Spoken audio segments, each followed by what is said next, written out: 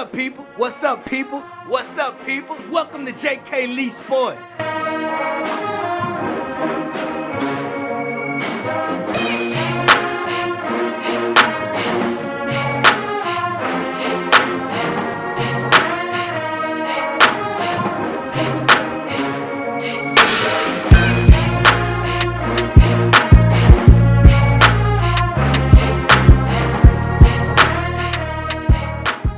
What's up, people? We back, man. I'm glad y'all stayed locked in after those messages. You know, we got to pay some bills every now and then. But, man, we still kicking it at quarters, man. 4530 South Sherwood Forest, quarters. Y'all pull up. I'm here every Tuesday. It's Taco Tuesday. They got drink specials. Plus, they bowling, man. Got the arcade going. Y'all pull up. My next guest is none other than my guy. One of my closest friends, Woodlawn head coach, Bluegrass Miracle, LSU quarterback. Come on, baby. Marcus Randall, man. What's happening, man? What's happening, man? What the business is? Man, appreciate you, man. Glad to be here, man. Glad to be here. I'm glad you came in, man. I got a lot of things I want to talk to you about. Man, let's get it started. Let's get the business. Look, we're going to talk about one thing at a time. Okay. Last season, you guys, I think Woodlawn won their first playoff game in what? Well, 2 decades? Years, Something like that. 10, 11 years for sure. What goes into taking over a school and pushing them to a different level that they're not used to being there? What goes into that part?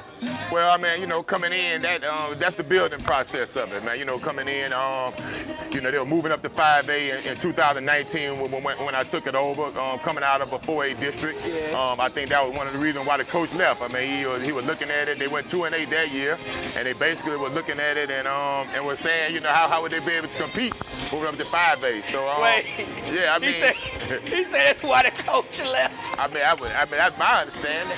You know. He ain't want that smoke. Right. Well, I mean, so you know, basically coming in, you know, having a plan. Obviously had some guys that came in that could play. You know, that were 9th graders at the time. Talk about your guys. Yeah, you know, we had a good 2023 class that came in as 9th graders that came in my first year, which will be seniors this year, which is the quarterback Ricky Collins was one of those guys. Now, you know, he's been heavily recruited. I mean, we had Jordan Matthews a part of that group.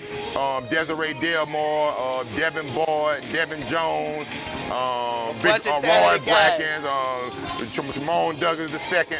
I might be missing a few guys right now. DeJuan Harris. I mean, we had a lot of guys that, you know, that came in and with man, that. Hold up. I ain't gonna let you call names and not say Gucci JV. JV, man, definitely one of those guys. Came from Southeast, came in there. He was actually coming to TCA, where we was at TCA. Oh, okay. He and Cameron Johnson. Yeah. And Tim Jack, a lot of those guys came from Southeast. That was with Coach Lawless over there. He was actually, you know, coming to TCA. I see you, Marcus. Go ahead. So, you know, so we basically, you know, made the transition over to Woodlawn after TCA was closing, and they, you know, called and offered me the job, and all those guys wanted to stay together. Of course. So we basically went over there and tried to change the culture, and basically that's what we did, and that's what we did, as you see. Now look, and the thing about it is with you, I want to ask you this: what goes into coaching? You coached a talented locker room at Sun Lab. Now you have another talented locker room without. What goes into the humbling process? Are these guys just don't have egos? Which one is it? Well, like these guys have a lot of offers, man. I will say that the group at Sun Lab, they were different. Yeah, they were different than this group. I mean, this group a little more, you know. I mean, maybe because they come from different backgrounds, or it was just a little bit different in culture at Woodlawn and Sun Lab. Right. I mean, it was a little different. I think Sun Lab, you had to have that kind of swag. I mean, that's just what. I mean, that's what the tradition brings. Right. You know, I guess the guys now a little bit more. I guess I don't know. You want to use the word humbler, just because I think that they are building that. I mean, so you would probably see some of the guys that come behind them with that kind of, you know, demeanor, like this what we do at Woodlawn. So we haven't built that yet all the way, but it's coming. So look, talk about going into, to me, the staple win of the season to me. Okay. Like last year to me, the St. Amar game in 2020? 2020, the St. Amar game kind of set the vibe. In 2021, to me, what set the vibe, we got to talk about it. You beat Division I state champion Catholic. So going into that week, what were the meetings like, man? You gotta let us hear it, bro. It was Come on, actually man. real intense. Man, we knew coming into the season that we could be lined up for this showdown because we had it last year. We actually played for the district title last year, and I think that we were coming off of a 2-week layoff because of COVID, and we ended up not getting hot to the end, and we ended up losing by 7, 38-25. But I felt like coming in this year that our boys were ready. I mean, the stigma of Catholic High, just going in with that. A lot of teams go in kind of defeated already. So we knew that we could play with them. I mean, a lot of our guys know some of those guys, play Little League with them, so it wasn't no fear factor. And that's all I want, man. Don't be scared when we show up, because it's football. Well, you spoke on earlier about, you didn't say this, but this is what I'm saying, having a certain swag. I felt like that Woodlawn win over Catholic gave you guys a swag. You take it to the playoffs. Who's your week 1 opponent in playoffs? Natchitoches Central. Natchitoches Central. You dominate that one. You get the Dexter hand, you're right there. So right there, baby, right before there. we get to the play in question, okay, what was your feeling going into that moment? Before we gonna get to that into play. the game or just that? Wait to the game and then we get to that moment okay. that led to the play call, because I really want to hear what the huddle was and how that went before. That's supposed to be. See, I'm getting ahead of myself. Yeah. Should have been the game winning touchdown, but talk about your week, the week going into that. Well, I mean, we had a big week. We prepared for that week, man. We knew going in, it was a run-dominant team. They played about 3 different running backs that were all running the ball real well. Man, we knew Jai Eugene, that was their quarterback. He could run it real well. Jai Eugene Jr. So we knew we had to come in and stop the run. I mean, that's what they did well. That's what they did well all year. A lot of teams that they was able to, dominate, that just couldn't stop the run. So we knew that was a big key thing going in. And we were going to have to score the ball. I mean, they showed a lot of fronts. That they went from odd fronts. They went from even fronts. They did a lot of different things that we knew that we were going to have to be prepared for. They wanted, obviously keep our line off balance. Right. So, going in, a lot of our guys, first time playing in a second round game. Like you stated earlier, this is the first time in a lot of times. So we on the road. We on the, dangerous ground. So hostile environment. Yeah, it's hostile. So we playing. I mean, the game went pretty much just like I thought. It was going to be a back and forth type of game, a knockdown, drag out. They have a lot of athletes. Yeah, they got a lot of athletes. And as you see, they went to the semifinals and to losing to Zachary, which they had that game. So at the end of the day, man, I think though if we don't fumble that ball in the third quarter after we bust it out and we kind of, AG just he fighting and fighting for extra yards, getting yards, and 2 or 3 guys get on him and kind of just knock the ball out. And that kind of took some of that momentum that we had, that we were building. But we ended up still coming back with a chance to tie the game. Well, and let's talk about the play. I can't give you my opinion, or you want to give you your opinion? I mean, you probably have more clout. Let me give you a fact. All right, give me a fact. A football. Once it crossed the goal plane, if you lose control after that or not, I mean that's by rule. Not my opinion. That's my rule. And I watch their local news. Their local news sportscaster said, looks like a touchdown to me. But well, I mean, they had a referee right at the pylon that raised his hand. 2 points went on the scoreboard. Yeah.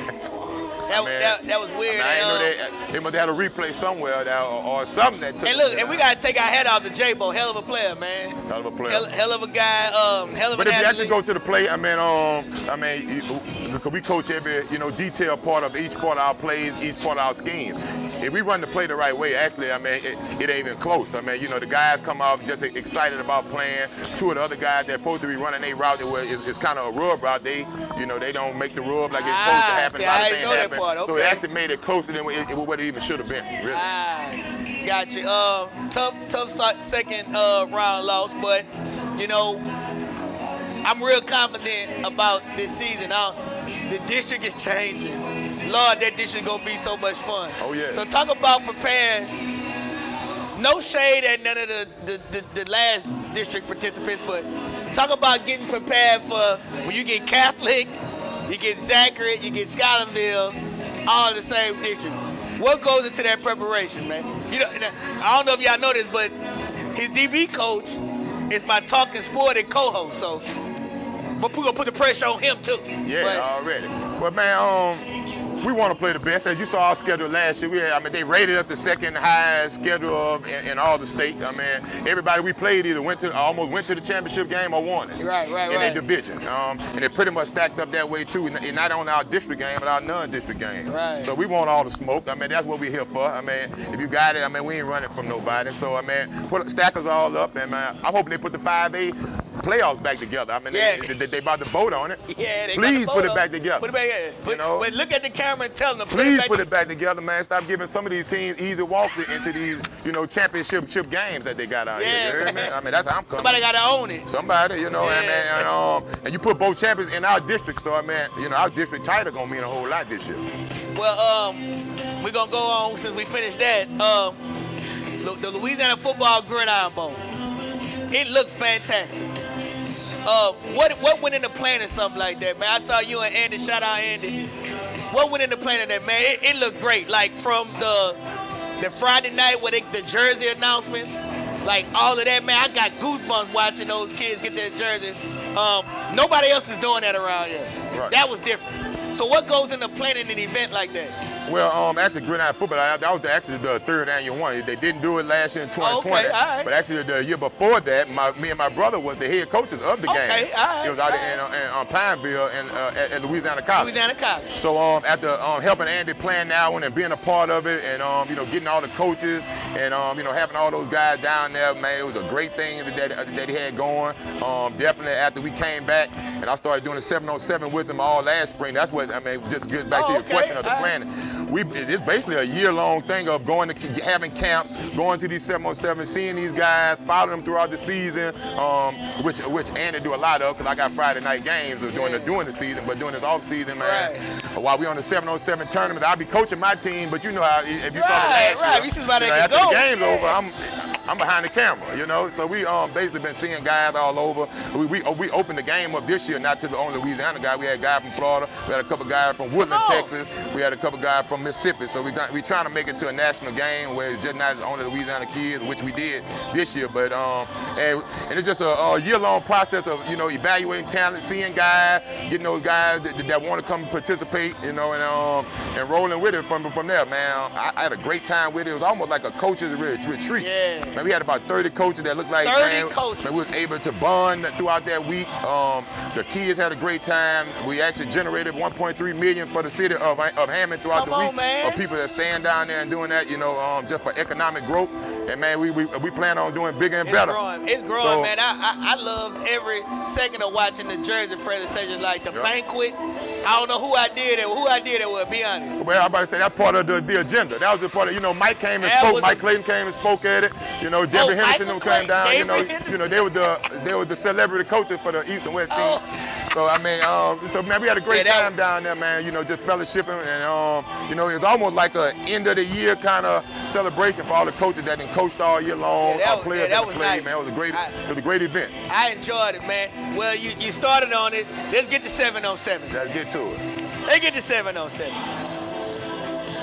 I want to let you know right now, we want all the smoke. Y'all out here. We want all the smoke, coach. Don't take your starters out. That's how we come. So what are some of your goals for the 7-on-7s? And shout out to RPA, man. What's some of your goals? We basically trying to get kids exposed, man. Right. Get them on the circuit, get them exposed. Week in and week out at our practices, man, we trying to help them on their skills, get better. We get better with communicating, get better with understanding different schemes offensively and defensively, and going out here and competing, man. That's what we do. That's what we do. We go out and compete. I got the same approach with everything, man. We coming to win, and when we come to compete. Look, tell me about the Oak Grove quarterback, man. Oh yeah, man, Jackson Bradley, man. He actually, he came down. Actually, Coach Valdez hit me up about this kid. Shout out Coach Valdez. Yep, he hit me up. He said his guy, Coach Gregory, out there at Oak Grove, had a quarterback that was looking for a place to play. I think he had went to and tried to talk to a couple people already. So man, when he actually sent his tape over to me, I'm like, yes, indeed, we want this guy, man. And then I met his dad. His dad played in the league. He about 6'6" guy, funny story, throughout the trial, I didn't really know who he was. And then somebody was like, man, that's the guy who you invited. And I looked, I said, oh, man, that's Oak Grove. Well, and then I watched his film. And he could spin it. Man, he played as a freshman this year. You know, he played as a freshman this year. So, in a run-dominated offense. Yep. So now, picture what playing for y'all, 707 can teach about pass concept. Not taking away from Oak Grove, but they run the ball. But yeah, I mean, and that's another thing with the 707. Is especially when I first started, I just had 12 and 14. Because I wanted to teach the passing game to kids. Because I'm going to all youth games, everybody just give it to the best players. So when they gonna ever learn these concepts? Right. I agree. How the quarterback's gonna ever get good at reading these reads if they never do it growing up? I totally agree. So how you gonna get quarterbacks? And that's when I started this thing in 2016, basically to build quarterbacks to being able to have that opportunity. So when they get a chance to go to the next level, they understand those things. And that was just one of the things that I had as a pet peeve when I went to college. I was like, damn, I would have been so much further ahead had I been like some of those guys that came to LSU, Rick Claus and those guys came to California and Florida and different places that had been doing 707 since they were young. Yes. Reading defense. Yeah, reading defense. So that's what we're doing, and that's what we're changing right now for Baton Rouge. That's why we're even with the Blue Boys, with RPA, with Cream. We're giving so many kids now the opportunity to be involved with 707, just like the post you put out. Jimmy, what are you doing out there, man? They're giving so many kids now the opportunity to be able to hone their skills. They want to play. They all want to play. So that's where we at with it, man. So we definitely doing something great for the state, something great for our city. Now we got 4 or 5 different organizations, so we're giving a lot of our kids in this area and surrounding area a chance we got to get together compete. and do a tournament. Let's get the business clear, man. We got to get together and do a tournament. Yeah, I got the fields if you want it. I got the complex. We got to do whatever. It. All right, look, before I let you go, we've had this conversation a few times off camera, but this is my show. Tell the story about the Bluegrass Miracle. I want to hear the play call from Coach Nick Saban, Coach Jimbo. I want to hear what y'all said in the huddle. I want to hear what you thought when you threw that ball in the air, and when you realized David Henderson caught. I want to hear the whole breakdown for my show. Step by step. I done told this story obviously thousands of times, but I'm gonna get you back. I'm gonna go back further. As we shouldn't even been in this situation, man. We had been dominating these people pretty much all game. I was watching the game. We'll pick the win by X amount of points. So we find ourselves in this situation like, oh man, we basically know it's about to be a chewing out when we get back in the locker room, back home. So basically, getting down there and actually Deborah Henderson catching the ball and running out of bounds inside the 5, basically sets us deeper into our own territory where we want to be. I'd rather try to score it. Shout out David Henderson. Hey, the boy talking about you. You know it. It's all good though. He made up for that. Yeah, he so did. Basically coming in, man, we practice these situations all the time. Every Thursday for 5 years I was at LSU. Nick Saban, we all know him. He's a detail guy. We went through every situation pretty much every week. And on Thursday, that was our, end of game situations. And we went through these processes. It never worked in practice. So we knew what plays we were going to run. We knew we were going to hit Michael Clayton on the deep end. Wait. This had never worked in practice? Never worked in practice. Always get batted down. And we was obviously throwing it from a little bit closer because it would reach the end zone. It would be about the 50, maybe about the 45 on the other side. But we definitely find ourselves, having to use pretty much our whole package. We have to get the ball at least close enough for us to try to make the attempt. Yeah. So now that we backed up, I got to hit Mike Clayton in the middle. If you ever see the play that's right before it, Mike Clayton catching the 15-yard dig across the middle where we take the inside guy, run the safeties out, we hit him right in the middle of the field, so we can get that big chunk that we look for. He falls down immediately. That's why before he even hits the ground, you see him jumping up timeout again. We didn't practice these situations over and over. It's routine. Get to the sideline, everybody knows what the play gonna be. Even though Jimbo Fisher does call it down while Nick Saban in the huddle. 93 Berlin. So we obviously know the play, get out and runs it. Actually, if you look at it, Devery and Reggie Robinson actually crossed paths. So really Reggie Robinson, because he was our jump guy, he was our basketball guy, he normally be the one to jump up and make the catch. Michael Clayton was always the tip guy. So if you see me aiming, I'm aiming at Michael Clayton. And he actually, he jumps up, he gets his hand on it a little bit, or actually interferes with the other guys so they can't see it. Debbie Henderson coming around the back of it for the catch, man. As you see, man, got people hanging from the goal post right before I throw it. They run off the sideline right before I throw it, So it was hard to see it. It was hard to almost decipher everything that was going on. But actually, I saw him, and I saw him running. I still didn't know if he caught it until all my guys started running from the sideline. And my mom like, man, he must have caught this thing. So if you ever see the video, you're gonna see a guy that's right on side of me. He in a suit with a tie. Actually, he coming to taunt me about the loss. Yeah. And he recognized once I started, cheering that, oh, we done lost the game. Man, so I mean, iconic moment, man. Yep. I remember if you're a football fan in the Baton Rouge area, you remember where you were when this happened. I was sitting at the house with my dad. We both jumped up. Now, my dad is a Southern guy. Right. I caught him cheering for LSU. I caught him Thank cheering. you, Mr. Recard, baby. Yeah, I caught him cheering Solid. that time. Yeah. Yeah. Well, man, I'm glad you came on the show, my brother. Man, appreciate you for having me, man. Hey, man. I'll be seeing you, though. Oh, yeah. It's up. We pulling up. All right, it's up. Be right back after these messages.